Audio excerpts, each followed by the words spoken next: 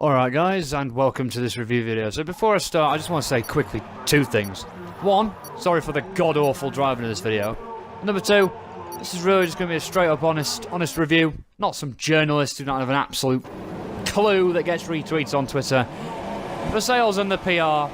But apart from that, I'm just going to get straight into it. So I'll start with the positives. To begin with, the main positive with this game is the career mode.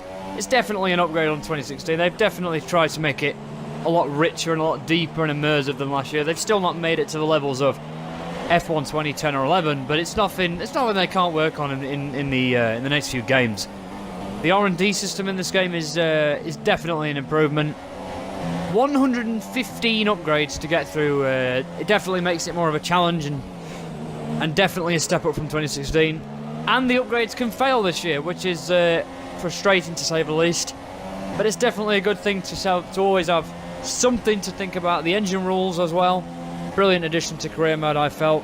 Again, such a fun challenge having to think about, oh, you know, is my turbo, my gearbox going to die on me? It's just the feeling that you get when you're flying down the back straight at China or Russia and the car just decides, no, I'm not working anymore, and just jumps from 6th to 8th. It's just horrendous. And then you hear Jeff's crippling depression voice tell you there's a fault with the gearbox. It's just, can't think of anything worse. The classics, they're a nice touch. I think they could probably one, be more of them, and B, they could have probably been put in there better. I've always felt it's a bit strange that you're driving a 2008 McLaren whilst racing for Sauber. So I think if you maybe drove an 07 Ferrari or an 02 Ferrari, then that'd look better. Championships mode, that's also a very good feature they put in there. So I think I'm going to try them. I'm going to make a few series out of them. Definitely a lot of content available on that game mode. I think the presentation and broadcasting package in this game is absolutely fantastic. I love the FOM track map. I'm absolutely delighted that that's in there. That should have been in there years ago, but Bernie, being the prune that he was, wouldn't let it in. No, I love you really, Bernie, mate. Anyway, and really, yeah, like I said, the classics, they're going great, but I don't feel one, there's enough of them, and number two, like I said, I just find it really strange that you drive a car that you've got no affiliation to. Okay, this is Jeff. Which really brings me on to the negatives. So that's the positives. Now the negatives. The handling in this game is still far too easy. The fact that you can still Mario Kart on an official Formula 1 game makes me physically shake. Although I guess they do have a casual market to cater to, so it's really, really not that easy. I mean, I understand. It's hard. It is hard. Because there are people in this game that wouldn't buy it if it was sim, which impacts sales, which means they can't develop the game anymore. Moving on to the graphics, I'm not absolutely amazed at all. It looks very, very similar to 2016. So much to the point to 2016 that I feel that... Is this a port or not? Have they just gone... Lee May, they've literally just been sat there in the office going, right lads, we're not going to make new graphics this year, we're going to port them over. Which wouldn't shock me at all. I mean, it wouldn't surprise me. We hear all sorts of rumours that Codemasters are... sorry about that. Not financially capable anymore and have run low on the old finances. The dialogue in this game is pretty much the same as 2016. It's not a major problem for me, but it's just so irritating hearing David Croft saying the same stuff he has for like the last 4 years. I mean, look, I would love to have some fresh lines in this game, but it's bad enough hearing that guy's voice anyway. It's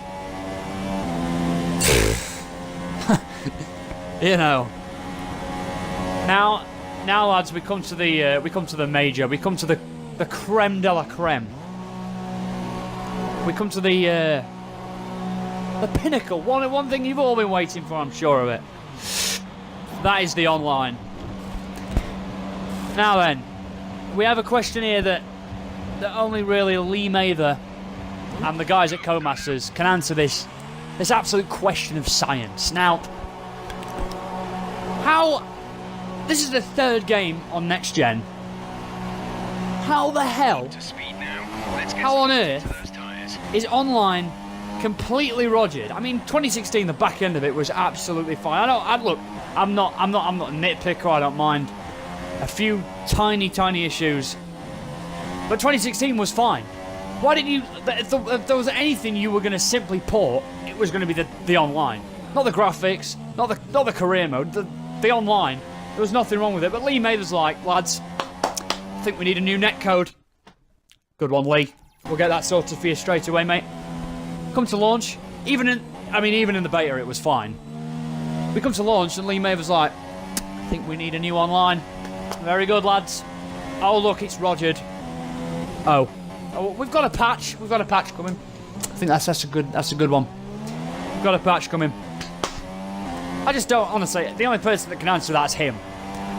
Because I don't know, like, when I see things like people getting disqualified coming over the line, I just, honestly, how has that not been found? How has it not been tested? I mean, I tested the game, so if you're asking who tested the game, it was me, but there was none of that in the beta, which doesn't make sense.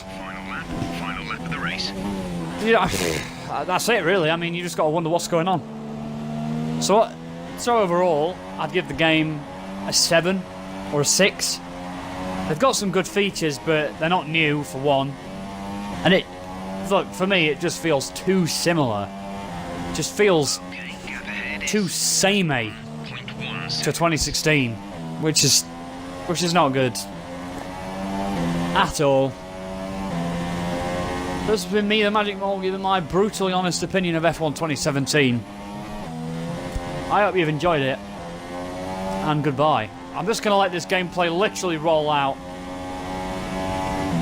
So yeah, see you in the next video.